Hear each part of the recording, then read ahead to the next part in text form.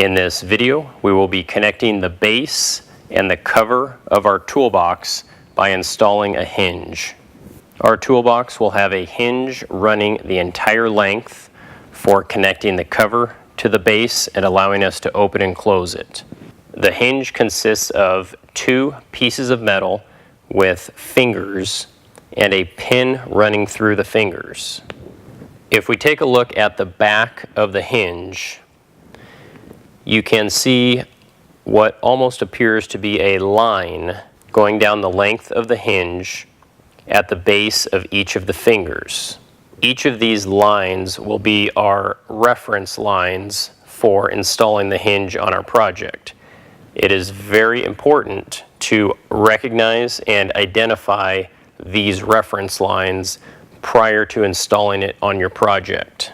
The distance between these lines will be the reveal of our hinge on the back portion of our project.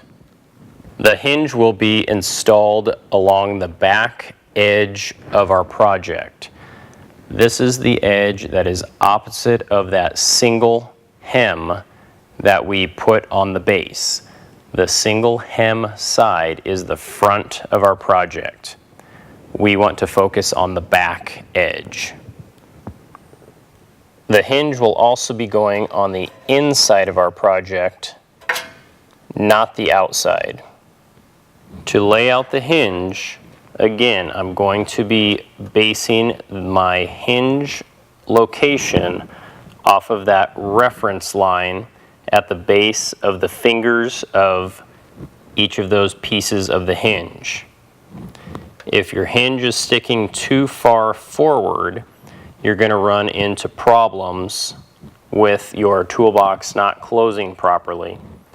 If you put the hinge too far back, your toolbox isn't going to be able to open or close because it cannot pivot on that hinge pin.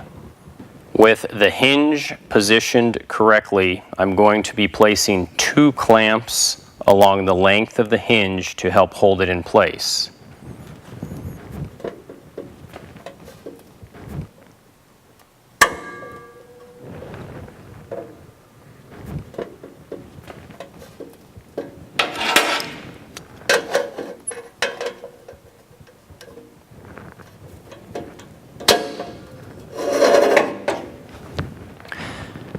I'm then going to double check and verify that that reference line is running along the edge of the back of my toolbox. If everything looks good and everything is lined up perfectly, I'm going to spot weld the hinge in two spots, one on each end of the toolbox. And this may require two people to help hold it in place.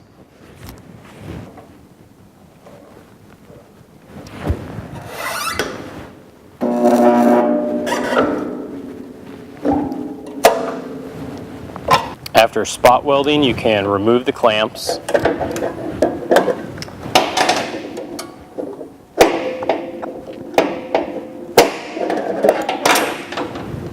and spot weld it in 3 additional locations.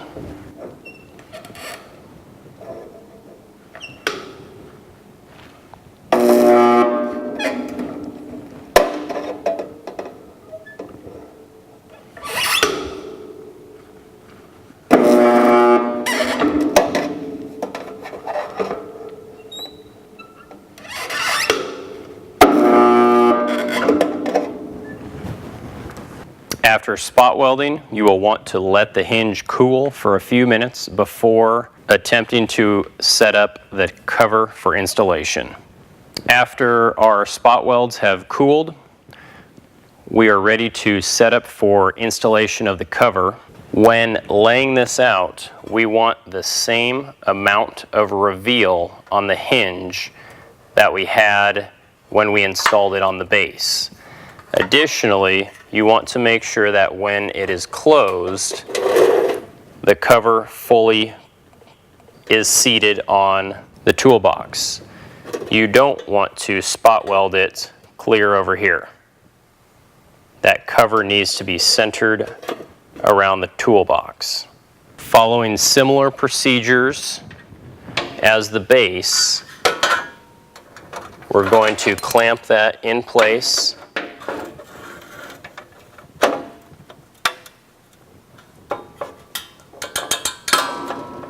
Ensuring that our hinge is lined up with the same amount of reveal.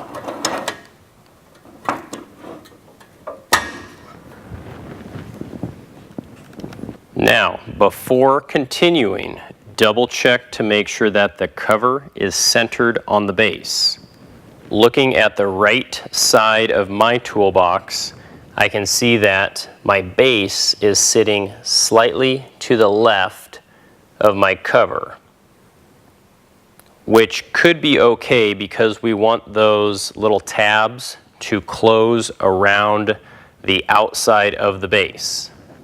However, when looking at the left side of my toolbox, I can clearly see that the left end of the toolbox is sitting outside of the cover where it's going to close.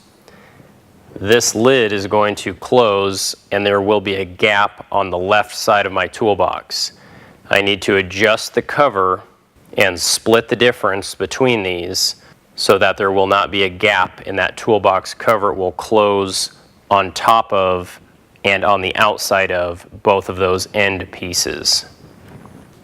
After that, we want to double check the reveal of our hinge in relation to our cover. My cover on this end of my toolbox is sitting just a little bit too far away from the hinge. I can tell that because the pin of the hinge is a pretty far distance from the edge of my cover.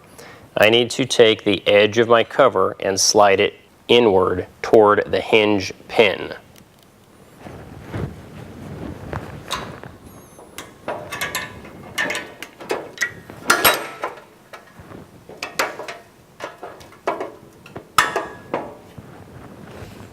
After laying out everything perfectly and double checking and triple checking the spacing of the hinge and the cover, and that the cover will close and it will go around the toolbox, I'm ready to spot weld my hinge following the same procedures. 2 spot welds on the ends, remove the clamps, 3 additional spot welds down the length. And after that, we can check to make sure that everything looks good.